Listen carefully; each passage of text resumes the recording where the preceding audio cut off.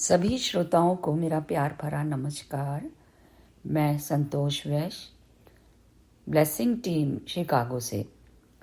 खुर्शीद भावनगरी जी द्वारा लिखी the laws of spirit world book के हिंदी ट्रांसलेशन जीवात्मा जगत के नियम का प्रस्तुत है।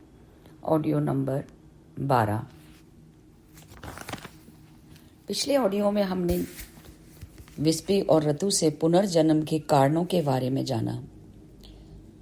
एक बार निम्न लोकों से मदद की पुकार सुनने पर उच्च भली आत्मा द्वारा वहां भेजे जाने पर उन्होंने एक महिला को बहुत ही दयनीय हालत में देखा। बहुत आग्रह करने पर उस महिला ने अपनी दर्दनाक कहानी सुनाई। उसने आग्रह किया कि रतु व विस्पी उसकी कहानी सुनकर उससे नफरत की दृष्टि से छोड़कर चले न जाएं। अब आगे सुनिए। रतु ने कहा वो कभी उस महिला से नफरत नहीं कर सकते, बल्कि उसकी पूरी तरह से मदद करने की कोशिश करेंगे। इसीलिए तो यहाँ आए हैं। उन्होंने उसे भरोसा दिलाया। उस महिला ने सुनाना शुरू किया। जब मैं 19 साल की थी तो अपने माता पिता और भाई के साथ गांव में खुशहाल जीवन गुजार रही थी। स्कूल की पढ़ाई पूरी करने के बाद मेरा सपना डॉक्टर बनने का था। मैंने अपने माता पिता से यूनिवर्सिटी की पढ़ाई करने के लिए शहर भेजने का आग्रह किया। ये मेरे लिए दुर्भाग्य था जो उन्होंने मेरी बात मान ली। मैं शहर चली गई और वहाँ खुशी खुशी और मस्ती के साथ कॉलेज में पढ़ने लगी। मैं एक सुंदर और शर्मीली लड़की थी। बहुत से लड़के मेरी ओर आकर्षित होते थे, पर मैंने कभी किसी को प्रोत्साहन नहीं दिया। वो बताती गई, कुछ समय बाद मुझे एक बहुत ही सुंदर निर्दयी लड़के के साथ प्रेम हो गया। पहले तो उसने मुझे टालने की कोशिश की, पर मैं ही मूर्खों की तरह उसकी ओर आकर्षित हो गई और पागलों की तरह उसके पीछे पड़ गई। हमेशा चाहती थी कि उसी के पास रहे। उसने बताया कि वो निर्दयी है और मैंने उसे अपने नोट्स लिखवाने के लिए लड़कियों पर जबरदस्ती करते हुए देखा था। मेरे मन में उन लड़कियों के प्रति ईर्ष्या होने लगी। मैंने उस लड़के से कहा मुझे उसके नोट्स लिखने से और उसके काम करने में बहुत खुशी होगी, और मैं उसकी गुलाम बन गई। मैं मूर्खों की तरह अपनी इच्छा से नर्क में कूद पड़ी। वो बस एक शब्द बोलता और मैं उसके काम कर देती थी। फैसला करने की मैंने अपनी क्षमता को खो दिया था, और अब मैं भी हैरान होती हूँ कि कैसे मैंने ऐसा होने दिया। ऐसी हालत हो गई थी कि वो जो भी कुछ कहता था और मैं कर देती थी। मैं उसके सभी काम करती, उसके लिए ड्रग्स भी बेचती थी, यहाँ तक कि उसकी अय्याशियों के लिए लड़कियों तक को लाती थी। और अब मुझे सोचकर भी इतना अजीब लगता है कि ऐसा क्या कारण था जो मैं मशीन की तरह उसके लिए काम किया करती थी। मैं कुछ भी ऐसा करने के लिए तत्पर रहती थी जिससे उसे खुशी मिले। वो लगातार बताती जा रही थी कि ये सब जानते हुए कि वो एक दुष्ट था और मैं गलत राह पर चल निकली थी। मैं उसकी गुलाम बनी रही। मैं कॉलेज छोड़कर बैंक की नौकरी करने लगी। मेरे माता पिता बहुत नाराज हुए। उन्होंने मुझसे बहुत विनती की और मुझे समझाया कि मैं उस लड़के को छोड़ दूं और अपनी पढ़ाई जारी रखूं, और नहीं तो गांव वापस आकर अपने माता पिता के साथ रहना शुरू कर दूं। लेकिन मैंने उनकी बात नहीं मानी और उस लड़के की गुलामी करती रही। मेरी सेवाओं के बदले वो कभी कभार मुझे बाहों में भरकर मुझसे प्रेम की बात कर ले, मेरे लिए यही काफ़ी था। मुझे अभी भी आश्चर्य है, मैं सब कुछ जानते हुए उसके लिए क्यों इतनी पागल थी। मैंने उसका कहा मानने के लिए खुद को रोक नहीं पाती थी। ये जानते हुए कि वो ड्रग्स का धंधा करता है, लड़कियों के बलात्कार करता था। मैं इतनी मूर्ख थी, जान ही नहीं पाई कि वो मेरी जिंदगी बर्बाद कर रहा है। एक दिन उस दुष्ट लड़के ने मुझसे कहा कि वो एक बहुत ही अमीर लड़की को दोस्त बनाने के लिए, जो देखने में बिल्कुल भी सुंदर नहीं थी। ऐसा वो पहले भी कई बार कर चुका था। वो मेरे जरिए लड़कियों को फंसाता था और फिर उनकी जिंदगी में प्रवेश करके अपने प्यार के जाल में फंसाकर उनका इस्तेमाल किया करता और फिर उनसे पैसे ठग कर उन्हें छोड़ देता था। उस अमीर बदसूरत लड़की से मुझे दोस्ती करने में बिल्कुल भी समय नहीं लगा। फिर मैंने उस दुष्ट लड़के को अपने गांव के पास बहुत ही सम्मानित अमीर परिवार से संबंधित लड़के के रूप में उसका परिचय करवाया, ठीक उसी प्रकार जैसे पहले भी हुआ करता था। लेकिन शीघ्र ही अपनी दोस्ती के कुछ समय बाद दोनों ने शादी कर ली। मुझे सदमा तो लगा, फिर भी मैं उसके इतने जबरदस्त प्रभाव में थी। मैं उसकी गुलामी करती रही और वो जो कुछ कहता वो करती रही। आश्चर्य होता है मैं क्यों उसका हर कहा मानती थी, जबकि मैं अच्छी तरह जानती थी वह दुष्ट है और मैं भी गलत कर रही हूँ।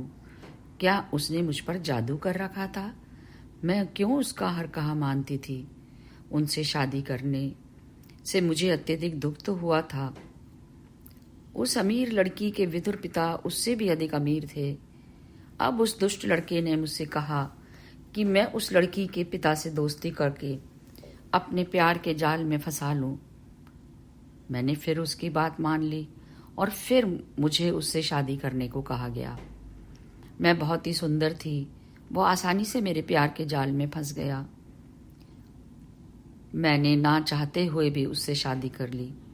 उस दुष्ट ने इतनी चालाकी से सारी योजना बनाई थी कि किसी को भी शक नहीं हुआ। जल्दी ही उसने मुझसे अपनी बुजुर्ग और अमीर पति की हत्या करने को कहा।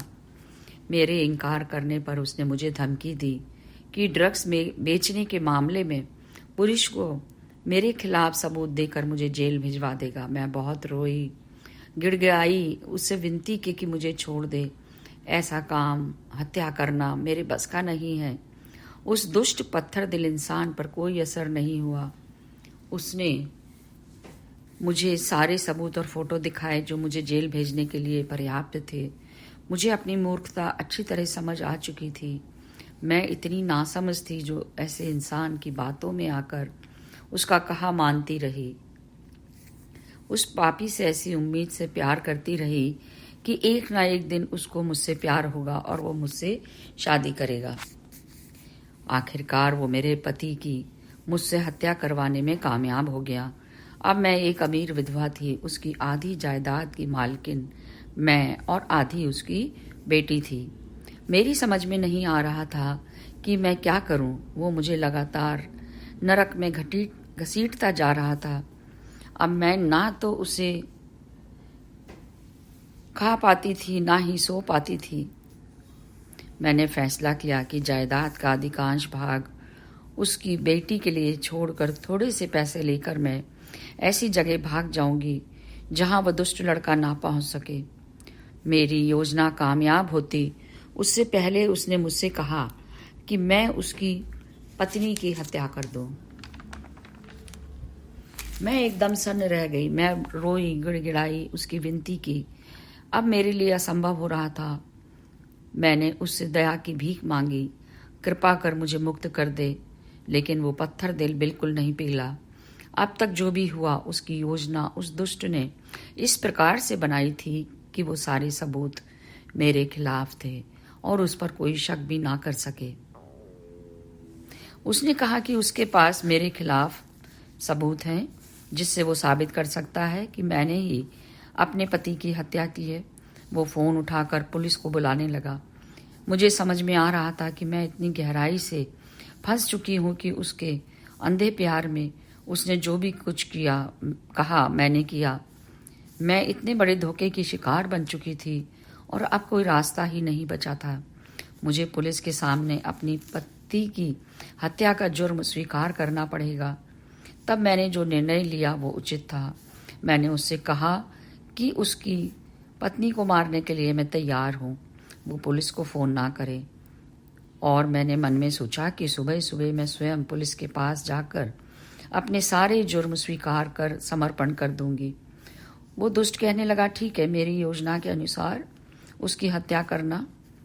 कल पुलिस को क्या क्या कहना है सोचने में मैं परेशान थी, इसलिए मैंने उसकी बात का जवाब नहीं दिया। तब वो बोला, क्या सोच रही हो? यदि तुम्हारे पास दिमाग है तो भी तुम्हें उसका उपयोग करने की कोई ज़रूरत नहीं है। तुमसे जो कुछ कहा जाए सिर्फ वही करो। और वो चला गया। उस रात उसने अपनी पत्नी की हत्या कर दी और पुलिस के सामने साबित कर दिया कि मैंने ही उसकी पत्नी और अपने पति की हत्या की है। उसको अंदाजा हो चुका था कि मैं उससे असहमत हो चुकी हूँ और अब उसकी गुलाम भी नहीं रही। उसको शक हो गया था कि मैं कुछ ऐसा ना कर दूं जिससे उसकी सारी योजना बिगड़ जाए। अगले दिन सुबह इसके बजाय कि मैं समर्पण करने पुलिस स्टेशन जाती, पुलिस ही सुबह सुबह मेरे पास आकर मुझे गिरफ्तार करके ले गई। मुकदमे के दौरान मुझे पुलिस स्टेशन से अदालत लाया गया और मुझे 6ठी मंजिल से कूदकर आत्महत्या करने का मौका मिल गया। उसने बिस्पी और रतु को बताया और कहा कि अब तो आप लोग जान ही गए हो कि मैं यहाँ क्यों आई हूँ। मेरी कहानी सुनकर क्या ये संभव है कि आप लोग मेरी मदद करें? मेहरबानी करके भगवान के लिए मुझसे नफरत ना करें। बिस्पी और रतु ने कहा कि हम आपसे नफरत नहीं करते। आप बताइए कि आप सच्चे मन से पश्चाताप करती हैं? ये सवाल जरूरी भी नहीं था, क्योंकि हम अच्छी तरह जानते थे कि उसे सच्चा पश्चाताप था, लेकिन हम उसे सीधे उच्चतर लोक में नहीं ले जा सकते थे। हमें तो उसे पश्चाताप करने में मदद करने के लिए भेजा गया था, पर वो तो पहले ही सच्चे मन से पश्चाताप कर रही थी। हमने उसे वह राह दिखाई जिस पर चलकर वो धीरे धीरे चौथे लोक में पहुंच सकती थी। अब हमारे मार्गदर्शन में वो धीरे धीरे प्रगति कर रही है। यही मैं अपनी वाणी को विराम देती हूँ। शेष अगले ऑडियो में जानेंगे। Thank you, thank you, thank you.